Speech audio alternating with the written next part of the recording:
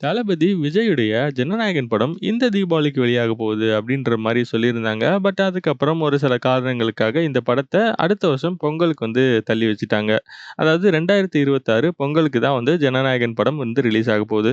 ஏன்னா அதுக்கப்புறம் கொஞ்ச நாள் வந்து இந்த படம் ஓடும். அதுக்கப்புறம் எலக்ஷன் வரும். இந்த படம் வந்து ஒரு ஓட்டு வாங்குறதுக்கு ஒரு மக்கள் கிட்ட வந்து அதிகமான ஒரு ரீச்ச வந்து குடுக்கும் அப்படின்றதுனால பொங்கலுக்கு வந்து இந்த படத்த தள்ளி வச்சிருந்தாங்க. இந்த படம் தெலுங்குல வெளியான பாகவத் கேசரி படத்தோட ரீமேக் அப்படின்னு சொல்லிட்டு நெறைய பேர் சொல்லிட்டு இருக்காங்க.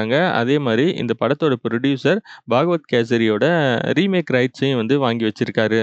பட் ஜனநாயகன் படம் நிச்சயமா பாகவத் கேசரியோட ரீமேக்கா இருக்காது. ஏன்னா வந்து அந்த படம் தெலுங்குலே வந்து ரொம்ப சூப்பராலாம் வந்து ஓடல. பட்ஜெட் வந்து அந்த படம் வந்து 100,00,00,000 பாக்ஸ் ஆஃபிஸ் 130,00,00,000 வெறும் 30,00,00,000 தான் வந்து எக்ஸ்ட்ரா வசூல் பண்ணியிருக்கு. அதனால அந்த படத்த போய் ரீமேக்கா அதுவும் விஜயுடைய கடைசி படமா வந்து சொல்லிட்டு இருக்காங்க.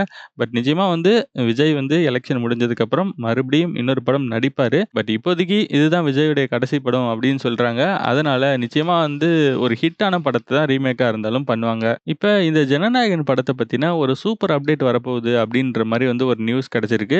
அதாவது இந்த படத்தோட ரிலீஸ் டேட் தான் வந்து அனவுன்ஸ் பண்ண போறாங்க அப்படின்ற மாரி வந்து சொல்லிட்டு இருக்காங்க.